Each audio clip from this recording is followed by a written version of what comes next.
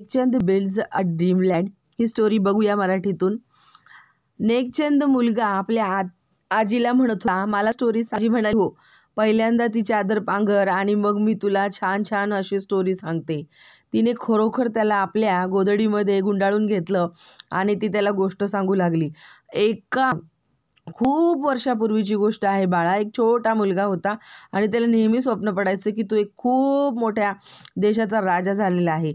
आता हे सोपं आहे का? एका गावातला, एका खेड्यागावातला मुलगा एक एवढा मोठा राजा कसं काय बनणार आहे? पण त्या मुलाने ठरवलं होतं.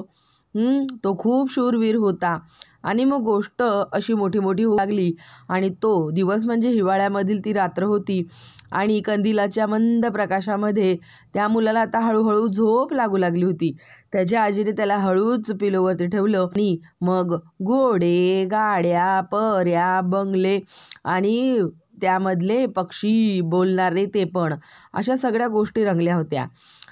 दिवस उगवला आणि नेक मित्रांसोबत खेळायसाठी तलावाच्या किनाऱ्यावरती गेला. तिथे ते खेळू लागले तलवारीसारखं. अरे, त्यांनी काठ्या घेतल्या आणि काठ्या घेऊन ते तलवार समजून त्याच्याशी भांडू लागले. त्यांना घोड्यांच्या, तलवारींच्या, मारामारीच्या, महायुद्धाच्या गोष्टी माहिती होत्या आणि त्यानुसार ते वागू लागले. ए भित्र्या, हिम्मत असेल तर समोर येऊन भांड, असं म्हणत त्यांनी तिथं एक ड्रामा करायला सुरुवात केली.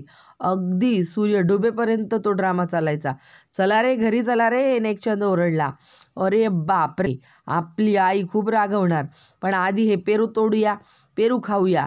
आई का रागवणार माहिती का? कारण आईचा दुपारचं जे जेवण होतं ते केलेलं नव्हतं. घरी नेकचंद पळत पळत आला. आई चुल्याच्या भोवती बसलेली होती. चुला चालू होता आणि चुल्यावरती आई पोळी बनवत होती. आई, मी तर बाबाजी म्हणजे आपल्या बाबांबरोबर शेतामध्ये होता.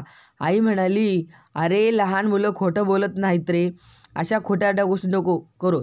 जा हात धू आणि इथं माझ्यासमोर येऊन बस.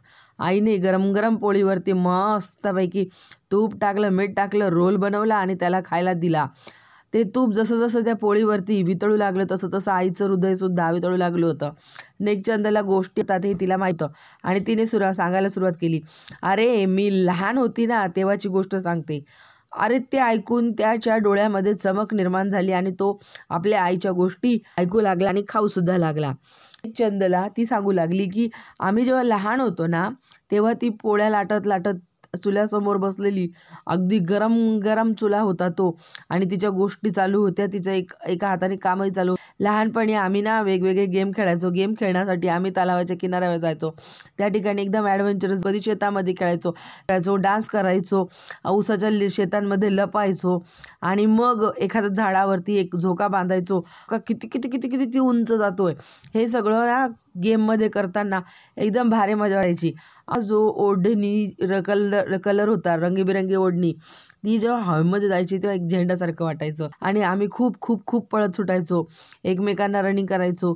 एवढंच काय, शेतामध्ये भाजलेली कणस खायला, त्याच्यावरती मस्तपैकी मसाला टाकलेला भारी वाटायचं. हे घे कणकेचा गोळे, तुला बनवता येतील तेवढे मस्तपैकी शेप्सवाले कॅमल बनव, गाई बनव, माणसं बनव, बाया बनव, राजा बनव, राणी बनव, काय बनवायचं ते तुला बनव, म्युझिशियन बनव, नाचणारी बाई बनव. त्याला ते बनवताना वेळ किती गेली कळत नव्हतं. फॅमिली इकडे संध्याकाळच्या जेवणासाठी सगळे जमा झालेले होते. गप्पा मारत मारत मस्तपैकी जेवण चालू होतं. पुतणे, भाऊ, बहीण सगळे एकत्र येऊन जेवायचे. एकदम भारी वाटायचं. आणि त्यावेळेसच तो मॅजिकल जो एक एलिफंट होता, हत्ती होता, त्याच्याबद्दल गोष्टी चालू झाल्या, सिंहाबद्दल. त्याच्यानंतर ती जी इगल होती, जी फिश होती, असं. आता नेकचंद एकदम जवान आदमी झालेला होता. तो चंदीगडला राहायला गेलेला होता. तिथे तो रोड इन्स्पेक्टर होता आणि तो तिथून जात असताना त्याला लक्षात यायचं की अरे, आपण ना खेड्यामध्ये राहिलेलो माणूस आणि आता इथं शहरामध्ये हे डांबरी रोड, हे उंच उंच बिल्डिंगा, जंगलाचा पत्ता नाही आहे, घरांचा पत्ता नाही. पूर्वीच्या काळी काय भारी आहे आपण राहत होतो आणि इथे मात्र तो आता तसा एरिया शोधू लागला ज्या ठिकाणी आपण तिथे आपलं पूर्वीचं जे विलेज होतं ते बांधू शकू. आणि तसं करता करता तो एक दिवस आहे ना सगळीकडे तिकडे शोधत शोधत जंगलापर्यंत पोचून गेला होता. सायकल घेतली, सायकलवरती पूर्ण दिवसभर फिरायचा. रस्त्यामध्ये जे काही मिळायचं, आता ते जे काही मिळायचं म्हणजे भंगार वस्तू जे युजलेस होत्या, जसं काही ते पॉटरी असते ना आपली ती, त्याच्यानंतर रिबन्स झाले, बिबन झालं, बटन झालं, काच झालं, स्टाईल झाल्या, याचे तुकडे, हे सगळं तो गोळा करून ठेवत होता एका ठिकाणी. आणि मग त्याने काय केलं, सिमेंट आणलं.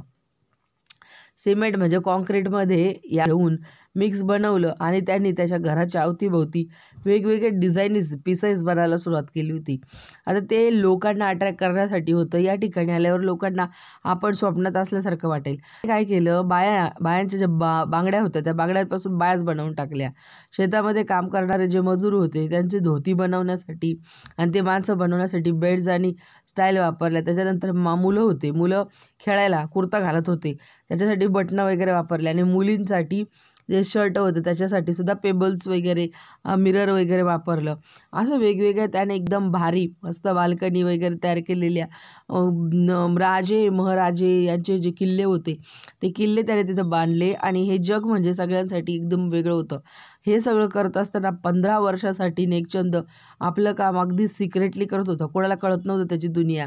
आणि नंतर मात्र जसं लोकांना रिव्हील झालं तसं लोकांना कळायला लागलं की अरे बाप रे, काय भारी बनवली ह्या माणसा, काय भारी तो किल्ला. त्या किल्ल्याच्या त्या याच्यावरून खिडकीमधून जेव्हा सगळं जग बघायला भेटतं, एकदम भारी.